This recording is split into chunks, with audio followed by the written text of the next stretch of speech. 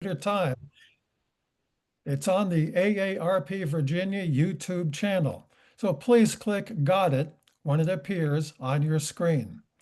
Now, if you're not familiar, AARP is the nation's largest nonprofit, nonpartisan organization that's dedicated to empowering people to choose how they live as they age. AARP works to strengthen communities and advocates for what matters most, focus on health security, financial resilience, and social connection. Now, today's program focuses on Social Security and financial security. Now, before we get going, AARP Virginia wants to make sure that you have the most current updates on Social Security. Now, we're pleased to be joined today for that by Ed Moran. He's AARP's Vice President of Campaigns Integration. We'll start first, though, with a brief video, and then Ed will share additional insights.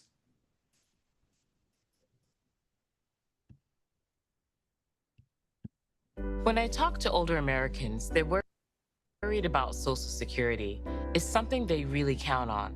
Social Security helps cover what I need. Medicine, groceries, it's a lifeline.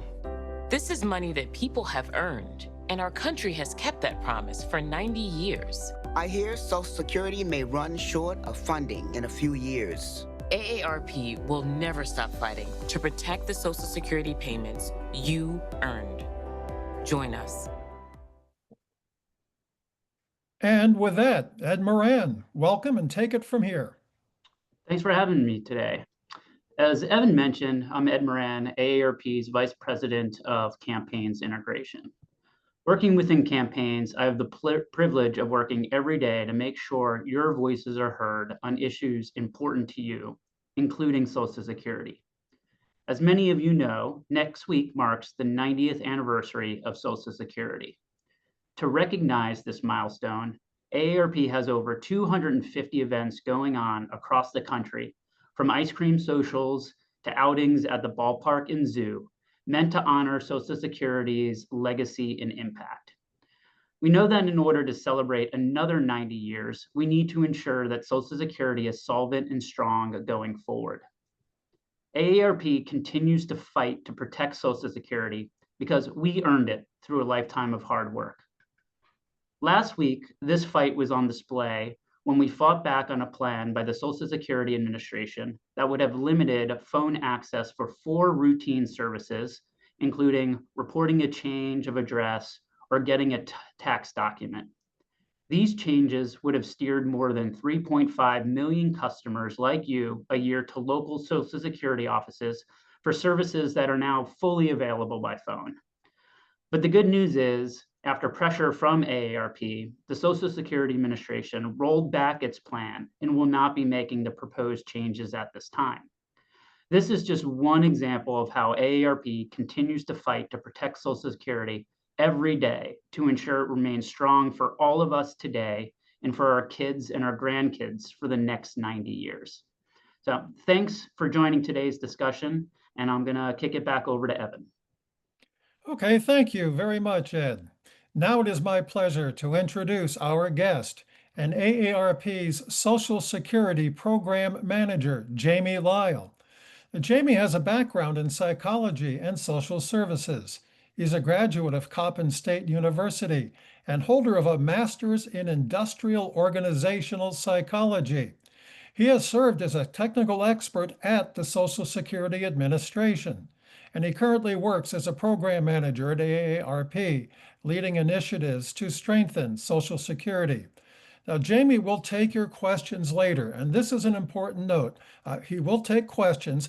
Please put any of your questions in the Q&A window. It's okay to enter those questions now. We will get to them later in the Q&A window. And with that, welcome, Jamie. Thanks, Evan. Happy to be here. Give me a moment. Let me get my screen shared. Evan, can you see my screen? I do. Awesome, awesome. Now, welcome everyone. Thank you for joining us for this special virtual event celebrating 90 years of Social Security. I'm honored to welcome you on behalf of AARP as we reflect on the legacy, evolution, and the future of one of the most impactful achievements in American history. So today, we will explore how Social Security has shaped retirement security for generations and how AARP has stood as a steadfast advocate in its defense. If you're joining us for this series for the first time, I just want to give you a little bit about myself. Now, I love educating on Social Security at AARP because it gives me the chance to empower our members with the knowledge they need to navigate their payments with Social Security. Ensuring fairness and understanding in Social Security is crucial, and being part of AARP allows me to make a positive impact on the lives of those who have contributed so much to our society. And if you know a little bit about me, I love to make sport references. So mine for this month is Social Security is the ultimate baton pass. Each generation handing off security and dignity to the next. So let's begin by going back to the 1930s. The Great Depression had left millions of older Americans in poverty. In response, President Franklin Roosevelt signed the Social Security Act into law August 14th, 1935. It was a groundbreaking moment, creating a promise of income security for retirees. This was the beginning of a new age of retirement that will become the cornerstone of American life. In the fabric of society, few institutions have woven themselves as deeply into American life as Social Security. Now, over the decades, Social Security has evolved to meet the changing needs of Americans. In 1939, benefits were extended to dependents and survivors. In 1950, the first cost of living adjustment was introduced, an increase of 77%. By 1960, disability benefits were expanded, and in 1961, early retirement age at 62 became an option. Now, in 1972, adjustments made COLAs, also known as cost of living adjustments, automatic, ensuring benefits kept pace with inflation. And as we go into 1983, facing a funding crisis, President Reagan signed reforms that included raising a retirement age and taxing benefits for higher income recipients. Then in 1993, Clinton increased the taxable portion of benefits for those with higher incomes. Those changes reflect how Social Security has adapted to economic realities while maintaining its core mission. Now, as we look to the future, we must acknowledge the challenges. The 2025 Trustees Report estimates that full benefits can be paid until 2034. After that, payroll taxes would only cover about 80% of scheduled benefits. Now, this doesn't mean that your Social Security will disappear, but it does mean that we need solutions. AARP is actively engaged in shaping those solutions, whether that's strengthening the payroll tax base, adjusting benefit formulas, or ensuring fairness. We are committed to protecting Social Security for current and future generations. Now, AARP's commitment to Social Security began with our founder, Dr. Ethel Percy Andrews, who believed in dignity, independence, and a purpose for older Americans.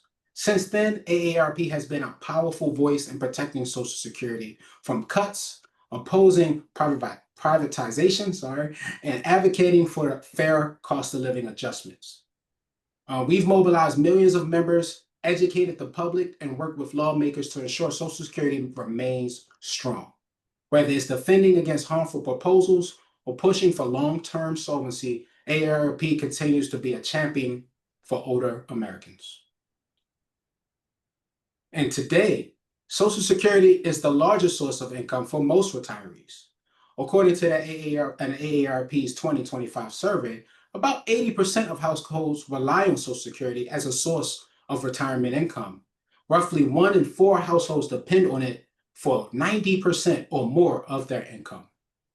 Now, Social Security provides a guaranteed inflation-adjusted benefit that brings a peace of mind to millions of Americans. Social Security enjoys broad support across all age groups, with 90% of respondents saying Social Security is important to their retirement security, not just for older adults, but for all generations. And as we look to the future, we must acknowledge this, again, that challenge, that we've recently went over with the 2025 trustees report, saying that benefits can be paid until 2034. And I want to go over how you've earned it, we've earned it, so let's defend it. I want to, how we are celebrating 90 years of resiliency at Virginia. So we're excited to invite our members and community partners to join us for a sweet celebration across Virginia on August 14th. These ice cream socials are a chance to connect and enjoy a treat and build community in a relaxed, fun setting. Whether you're in Haymarket, Richmond, Roanoke, if I pronounced that right, I'm not from Virginia, Virginia Beach, or Woodbridge, there's a scoop waiting for you. And next, I want to go to engagement and advocacy. Now, AARP offers simple ways to get involved and make your voice heard. You can visit aarp.org/get-involved to explore volunteer opportunities and advocacy efforts if you care about protecting Social Security. You can also check aarp.org/protect Social Security. And also you will see the link aarp.org, we earned it. Because we've earned these benefits and together we can assure they remain strong for generations to come. And resources for learning more. Now, if you're looking for trusted information about Social Security, AARP has you covered. You can visit aarp.org/social security for articles, videos, and updates. You can also get personalized answers at answers.aarp.org. You can estimate your future payments with our Social Security calculator and learn how to take action at aarp.org/advocacy. Now, I know that was a brief spill of the history of Social Security, but I am available here to take any questions that you may have in regards to Social Security. Okay, very good. Thank you, Jamie. And I'm going to pick up on what you just said there. We will now take your questions, and we have several already good to go here. Now, another reminder, as you just heard, you can ask Jamie any questions you want. It does not have to be connected to Social Security history. Please do so. This is important in the Q&A box. And please don't wait till the end of the hour. We'd hate to have you cut off. That can and does happen sometimes. So with that, we will start with Diane, Jamie, who asks, I'm turning 70 and will be applying for delayed Social Security benefits. She says, I visited my local office and was informed I could apply for 6 months retroactive lump sum claim. Would you expand on this and how to apply? And remind me, and Diane, thank you for your question. So 6 months ahead for delayed retirement, which will lead to a lump sum payment, if you will. So since you are 70, you can apply for your benefits or payments to start 6 months before you wanted them to start. That's as far back as Social Security will allow you. So you can start your claim at your field office or online for your retirement. And from there, Social Security will work on your claim. Sometimes it takes somewhere between 4 to 8 months, depending on the backlog at Social Security. From there, Social Security will send you a lump sum payment, including your month's due payment. And I would like to also highlight that after you start receiving your payment, Social Security does pay a month behind. So your July payment you will receive in August. Can you apply, Jamie, after your 70th birthday? And if so, for how long? Yes, so you can apply after your 70th birthday, but I would like to highlight that it is no benefit to waiting past 70. Those delayed retirement credits cap out at age 70. And then afterwards, you can apply whenever you are ready to start your payment. Again, I would like to highlight that waiting past the age of 70 does not give increase in benefits. Is there any penalty if you do wait past a certain time of, say, when you're 70? There is no penalty for waiting past 70, but if you do claim before the age, your full retirement age, which is somewhere between 66 and 67, you could possibly receive a reduction. And that reduction is permanent for life for you and your dependents. We have another question, Jamie, from Catherine, who asks, is it true that the longer you wait to apply for Social Security, the more you will receive? And that is a great question, and you are right on the money with that one. So after you turn 62, of course, which is the earliest age that you can claim Social Security retirement, every month it pays to wait. It's about 8% increase in your benefits or payments each year you wait. But if you have the question, every month makes a difference. Okay, now another question here, something with a result of recent passage of federal legislation. What are the One Big Beautiful Act effects on Social Security in the future? I won't go too much into that one because that is very loaded on a political um, base. But what I will say is that Social Security and the senior tax credit is not directly related. That is a reduction in your taxes. You want to take that up with your tax professional. I would like to highlight that Social Security is paid by our taxes, 6.2% from us and 6.2% from our employer, adding up to a total of 12.4%. And that's how we pay into Social Security. So with the taxes being reduced, that could possibly have an effect on Social Security's long term. Okay. I have a question here from Rose, and this is a lengthy one, Jamie. I may try to break it down a little bit, perhaps in half. I just got a letter wanting me to apply, it says, for Social Security right away. My husband recently applied to start after he turned 70, but I was planning on waiting till after I turned 70 in a few months. My concern, she writes, if my husband dies, I'm told I will receive his full amount of monthly benefits if I wait till after I turn 70 to apply. Is that correct? He would have higher benefits. Great question. Very, very loaded as well, Evan. But yes, so you can wait. It is strange that you received a notification. I would want to, you should double check that maybe by going into the field office or calling Social Security. Usually they don't send notification to ask you to hurry up and claim. But with you turning 70, I would like to highlight that you can claim your retirement up to 4 months before you want them to start by indicating the month you want them to begin. So keep that in mind when you're trying to figure out when's the best time to claim. Again, 4 months before. When you apply for your husband's benefits or spousal benefits, you will be applying for yours and your own. If your husband's benefit is higher than your own, yes, you will receive his. And if your husband does unfortunately predecease you, Social Security usually will automatically switch you to survivor payments. If not done automatically, definitely reach out to Social Security directly. A related note on this, it's something that she asked, but let me just word it slightly differently. Are there any good websites out there that do a good job of explaining such things in plain, understandable language?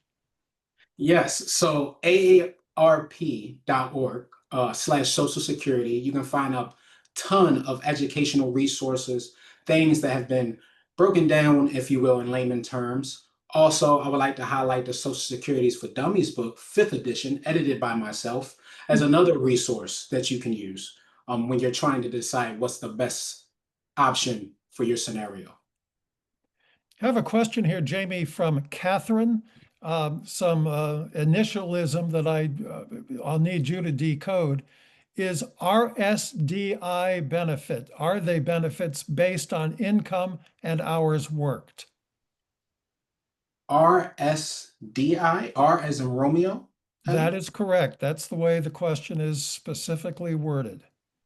And restate the question for me again, please. Are RSDI benefits based on income and hours worked? So RSDI benefits are considered unearned income for SSI purposes, if that's what she's referring to. Now, they may be subject to deductions such as Medicare premiums or offsets like workers' compensation.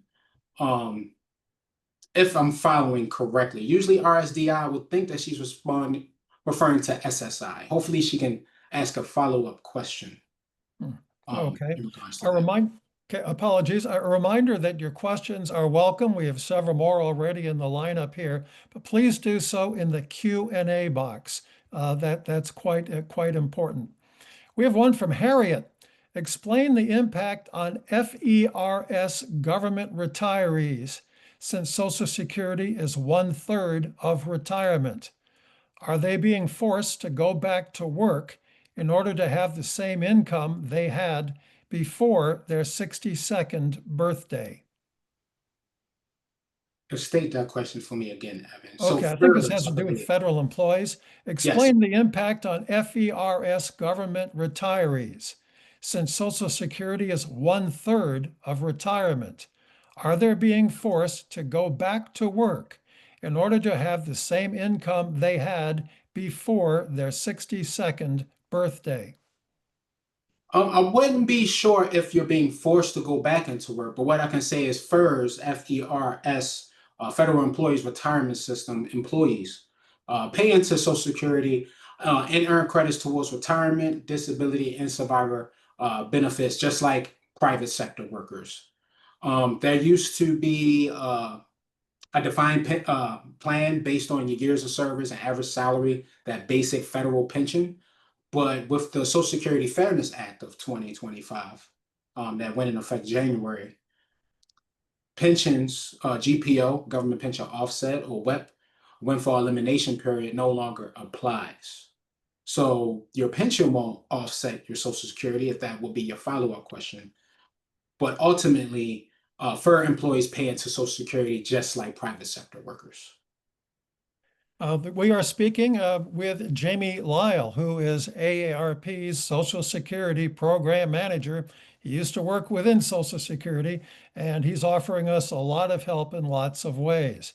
I do have a follow-up to a previous one where Diane writes, I don't see where on the Social Security site where to apply for the 6 months retroactive lump sum claim. Is it just a matter of trying to navigate it, or what would you advise? I would advise speaking with a representative either over the phone or in person. I wouldn't want to guide her in the wrong path, and being able to speak to a representative can really shed light on that. It might be a limitation to the online website, and you would want to indicate when you do your claim that you want that lump sum or that retroactive payment going back 6 months. So best option, call or schedule an appointment with Social Security. Okay, it's 2:24 Eastern, so we have about 30 minutes to take more questions.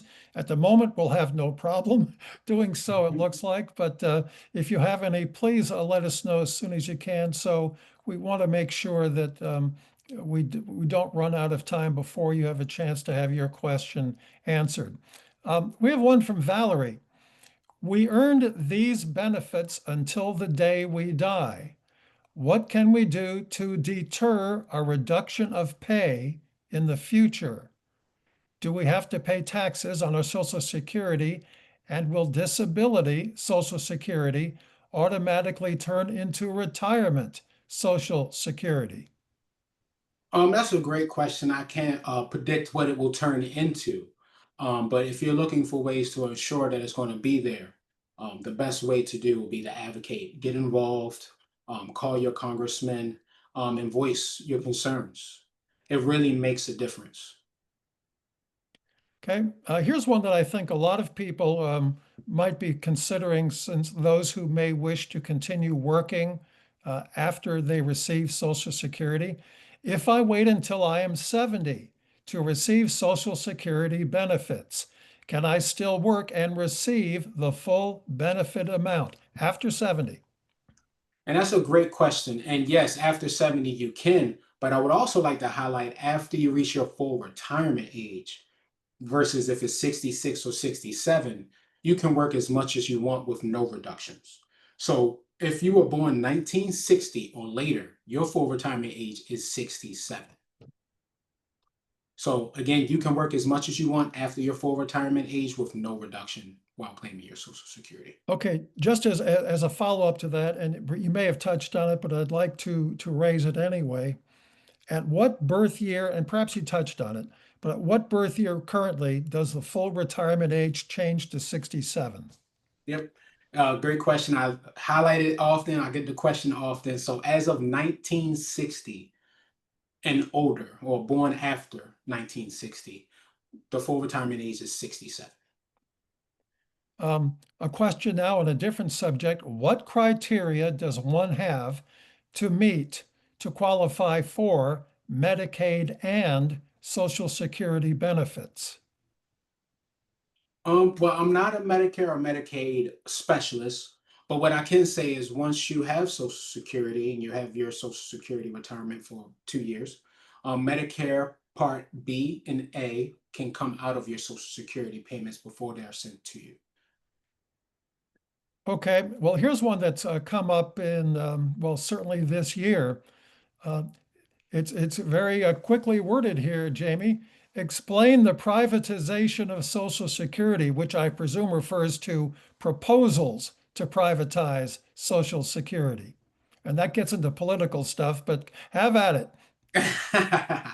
It definitely does get a little political, Evan. But what I can say is that AARP is fighting for solutions, for fair options for all generations to come. And that's as much as I can offer on privatization. Yeah.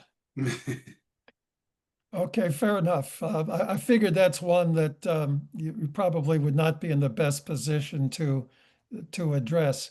Here's another one. How closely should I follow my Social Security earnings report? I am 59. Ask that question again. I'll kind of reverse it.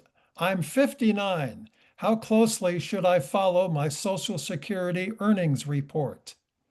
That is a great question as you look to maximize your Social Security payments.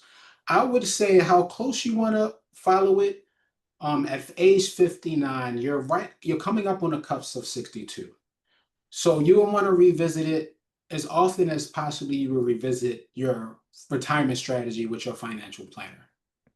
You want to look at things as far as your health, your financial situation, um, and how you really want to live in retirement. How do you envision your retirement to be? And that will kind of help you determine if you want to claim at 62 or later, or wait until 70 to get the maximum benefit. So long story short, as often as you look at your retirement strategy with your financial planner and identify the year and the estimated benefit that you will need in retirement from your Social Security. Okay, got one here from Harriet. Why are people penalized for taking at age 62 instead of 66 or 67? Since basically there is a penalty for retiring before your Social Security minimum retirement age.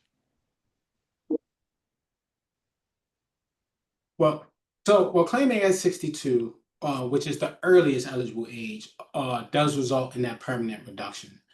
The reason why the reduction first is permanent, meaning that you'll receive a lower amount for the rest of your life, cost of living adjustments, is because you claimed early, but you're still working. Or if you're working, then you get the reduction.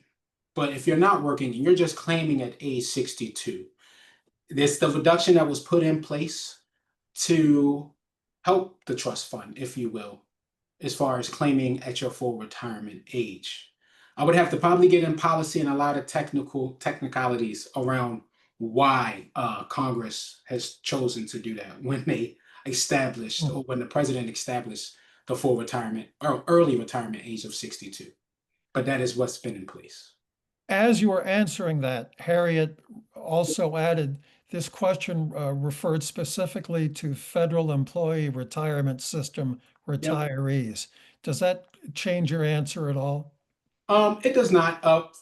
FERS, federal employees, again, pay into the system just like private sector workers.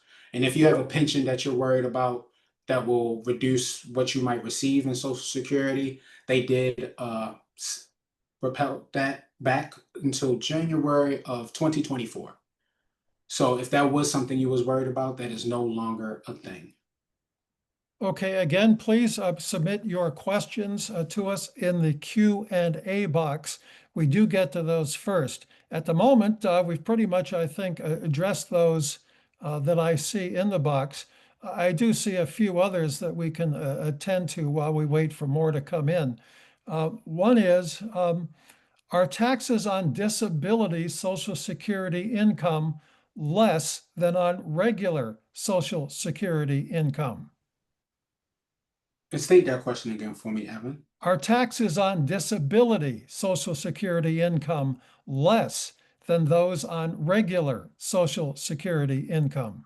You know, Evan, that is whoever asked that question. That's a great Mhm. question. I don't think I've ever received that question before. But Social Security disability benefits and retirement benefits are taxed the same way under federal law. Um, Little fun fact, they're both considered Title II benefits and subject to income tax based on your combined income. Okay, got one from Dorothy. Um, Full retirement, apparently retired pretty much at 80, but still 84, I believe. Working part-time right now to help financially.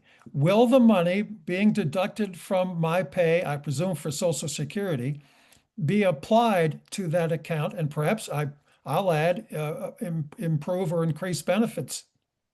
Okay, so you're 84, working part-time. If you're and then you're fully retired and you're receiving Social Security retirement, Mhm. any money that was previously withheld, such as due to earnings limit or before reaching, could have led to higher payments. But now that you're working paying into the system, there won't be much change into what you're receiving.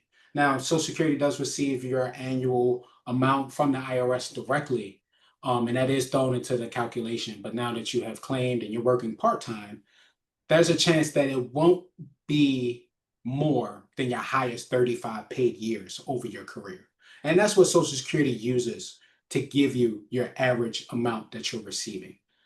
So there is a chance that it could, but with you working part-time, it's least likely or not as likely to increase your amount that you're receiving.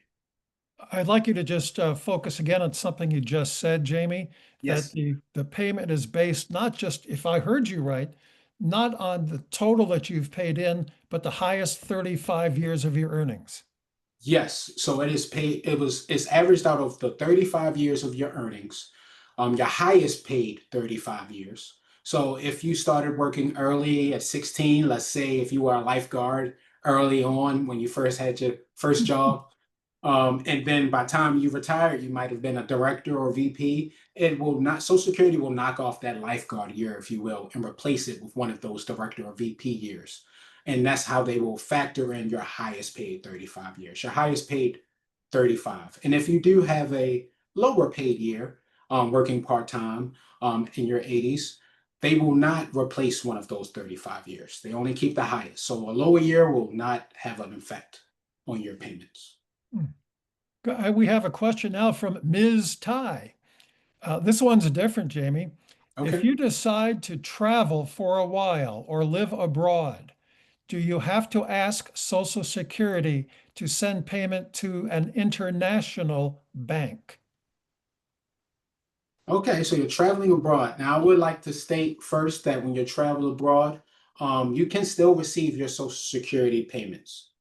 Um, there are some countries that are reductions or restrictions that you cannot receive your payments, but you can still have your payments sent to the bank of your choosing.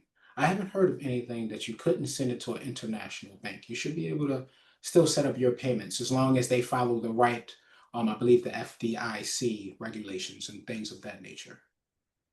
Okay, again, we're blessed to be joined by Jamie Lyle, AARP's Social Security Program Manager, and we have up to 25 more minutes to take your questions. Well, here's one, and this is a common one that we've heard in the past, Jamie. Explain the difference between spousal and survivor benefits. Yeah, so great question. So spousal benefits, first, when your spouse is still claiming Social Security retirement or disability, you can claim up to 50% of what they would be receiving at that full retirement age. This does determine when you decide to claim those benefits. So if you claim early, again, 62, before your full retirement age, that can have an effect on when or what you will receive. Survivor benefits, survivor spouse benefits is when your spouse unfortunately predeceased you. You can receive up to 100% of your spouse's full retirement age of benefits. And you can claim as early as 60 or 50 if disabled for survivor payments. So 50 for spousal, up to 50, and up to 100% for survivor. Okay, very good. Again, please submit your questions to the Q&A box. We do get to those first and try to take care of them. At the moment, the box does look fairly open. I do have a couple of questions coming in other ways. This one's kind of specific to a specific state, and I don't know whether or not you can handle it, Jamie, but it's worth trying. Are Definitely worth educators trying. in Connecticut now entitled to Social Security? I'm an educator in Connecticut. Well, my hat's off to you for being an educator. You're so important. Now, I will say with the Social Security Fairness Act that recently passed, that does affect teachers, firefighters, police officers. So, yes, you possibly will be able to claim Social Security. The best thing for you to do is make sure you have a My SSA account. I definitely highly recommend that. You can actually open one up as early as age 18. And also reach out to the Social Security Administration directly with your question, your Social Security number, of course, because they will have the records directly from the IRS and can give you a clearer picture if your specific situation will lead to you receiving Social Security payments in the future. So if I understood right, it is a question really that applies to many public employees across the country. Yes. Okay. Oh, here's one from Tricia. If I get married soon at age 63, will that affect my payments? Well, it depends on which payments we're talking about. Social Security can get really technical. So if you are receiving survivor payments, um, if you remarry and you're after 60, you can still receive your payments and it won't be reduced or canceled or anything like that. And then if you're married, you can also look and apply for spousal benefits with your new spouse to see which option might be higher for you. Um, Now, remarrying again before 60, you generally will lose eligibility for anyone that might have a question. So if you became remarried after the age or before the age of 60, you generally will lose eligibility for survivor benefits based on your deceased spouse's record. But remarrying again after 60, and I want to highlight 50 if disabled, you can still receive survivor benefits of your deceased spouse. Jamie, we have one from Caroline. Could I review my annual tax returns with a Social Security specialist in order to assure they pay me the correct Social Security income amount? And that's a great question. I want to just go back to that other question before I answer this one. Mhm. Specifically for divorced spouses and being remarried. If you receive benefits from a Mhm. former spouse that you were divorced from, those benefits usually would stop if you remarry. But going into the next question, a Social Security specialist looking at your taxes or your taxable income for the year. Now, Social Security receives that information directly from the IRS. So Social Security would have it, they would have it in that formula um, to see what your benefit possibly could be. Now, there are Social Security calculators available online. AARP has a Social Security calculator, and also Social Security has its own calculator on that website as well to help you get an estimation of your benefits. It would be difficult for a representative, unless you're putting in a claim, to give you a clear picture of what your benefit payment will be. So those Social Security calculators will be one of your best resources for that. Jamie, we have one that might pertain to many people with grandchildren. Is it true that your grandchildren can claim on your Social Security?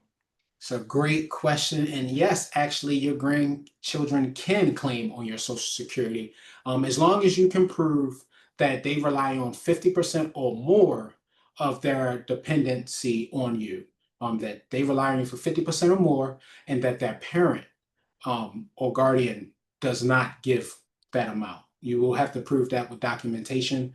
And if you don't have all the documentation, at times Social Security can actually help you get the documents you need through other means. Okay, I've got a question now from Mike. If I only work for 10 years until I reach 67, I will be entitled to my highest pay amount. That's not a question mark. Can you go with that, or do you want me to try again? No, I can go with that. So, yes, if you work at least 10 years or earn 40 credits, you generally will qualify to claim Social Security retirement. So how it usually works is you earn up to 4 credits per year. So that's about $7,240. If you earn that in a year, then you earned your 4 credits. And that is earned in 1,730 in wages or self-employment income. Once you earned your 40 credits or your 10 years, you're eligible for retirement starting at age 62.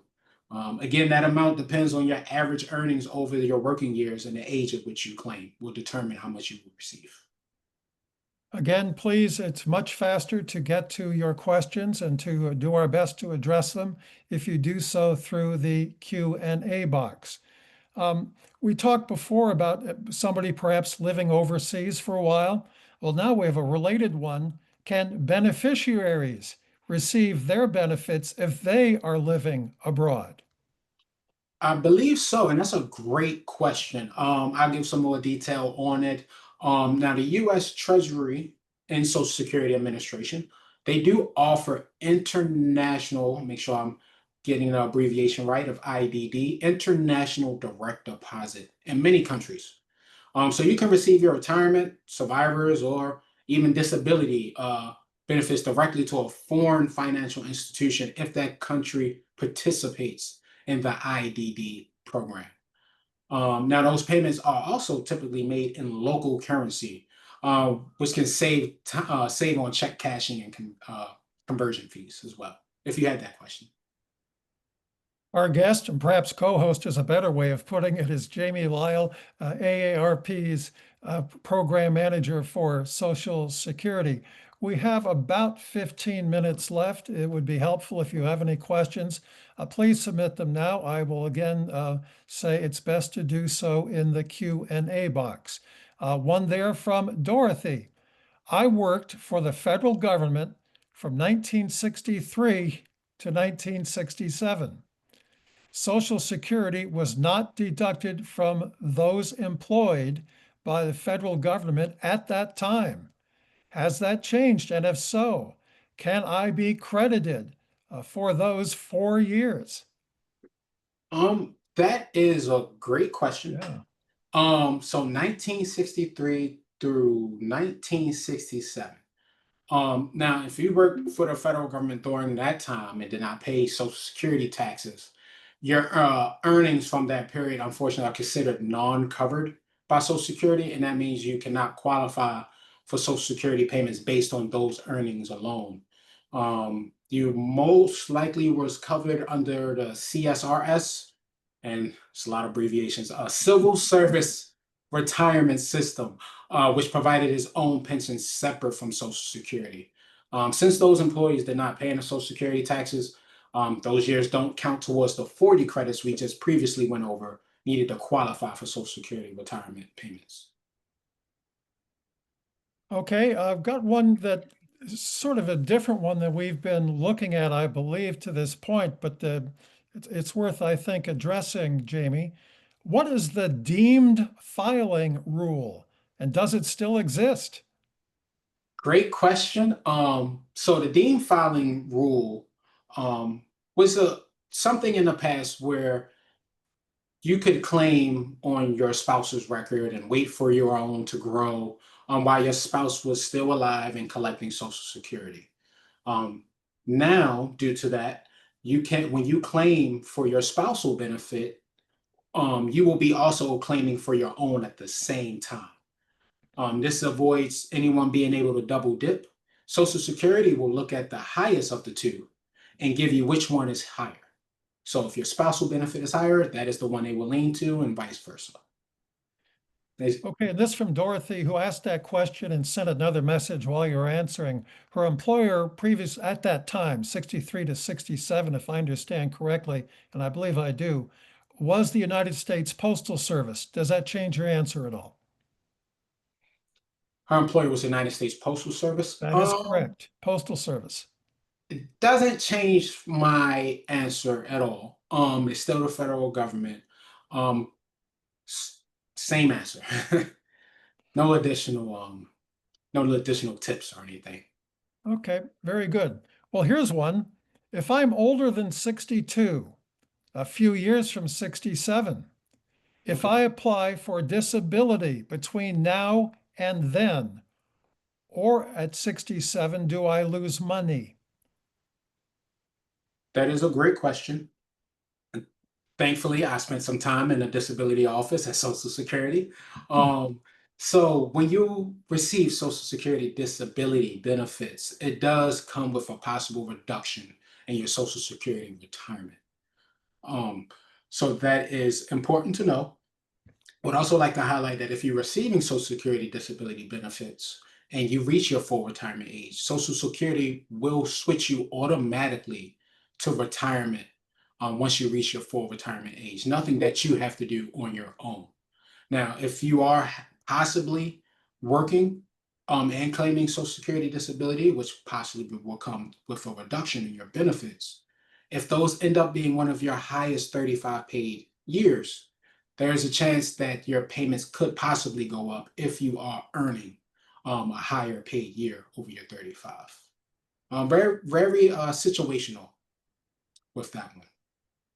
Very good. We have about 12 minutes left, and we basically the box is pretty much empty at the moment. I have another one I'd like to pass along, but anybody with a question really needs to get something in here fairly quickly, or we'll have to wrap things up. But in the meantime, I think something that's important to a lot of people, what's the difference between going to the Social Security office and doing it online? Well, first online is convenient. You can do it at midnight, 6 in the morning while you're eating breakfast or whatever time during the day. So it is a convenient option for common claims, retirement, disability, things of that nature. But going in the office is beneficial for very specific situations where you feel that you need that human interaction to ask those live questions and get live answers in real time. Anything specific is that you think that might make your claim a little bit technical or very specific with a lot of moving pieces would benefit you for going in the field office and speaking with that person instead of waiting for someone to get back to you versus your online claim. Hey, we have a couple more that have come in. Glad we can attend to them and get to them before our hour runs up. So is everyone required to apply for Social Security, even if theirs is less than their spouse's? And you will only be getting the larger of the two benefits. How long do they have to apply in relation to being 70? Well, I'm a stickler for have and should or would when it comes to policies. So with Social Security recommends that you apply for everything that you're entitled to the first go around. So if you are applying for your spousal benefits, due to that deemed filing rule we discussed earlier, you will be applying for your own.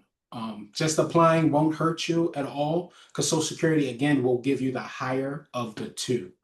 If you haven't filed for the other benefit, depending on when you possibly would have done your claim, there is no limit to when you need to do the other one. But if you feel strongly that it will not make a difference, there's no must apply.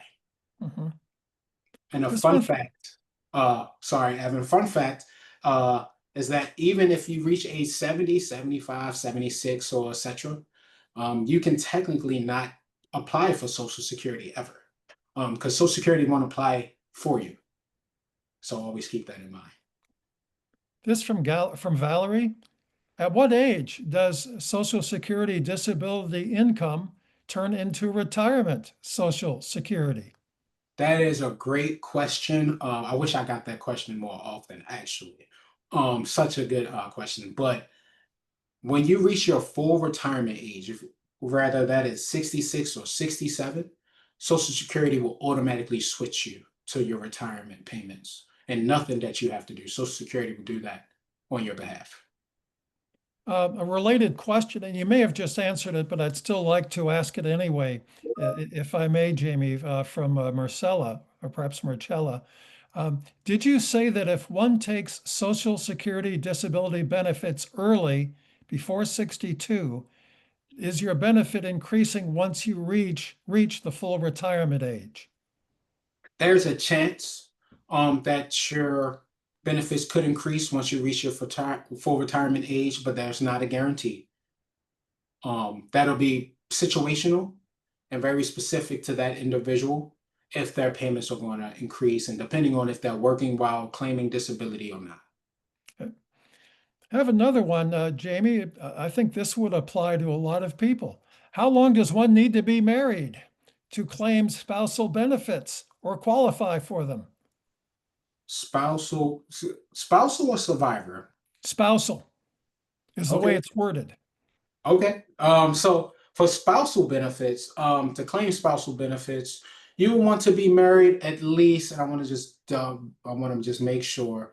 You must be at least married for 1 year. Make sure it wasn't two, but it's 1 year. To someone who is receiving retirement or disability benefits. They do have to be receiving them.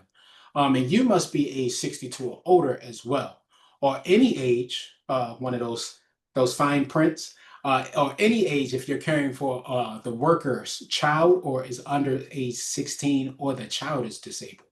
So at any age, if you're caring for a child or a child is disabled. If not, then you must be at least age 62 and married for at least 1 year.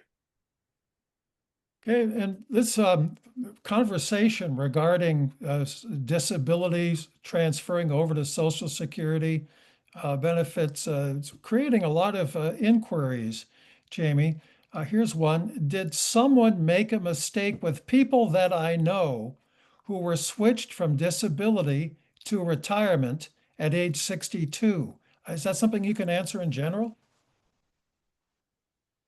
In general, that doesn't sound like something that usually would happen. But if you do have questions on any payment mishaps, or if you feel like it's something that's inaccurate, you can reach out to the Social Security Administration and ask for a detailed payment statement or notice.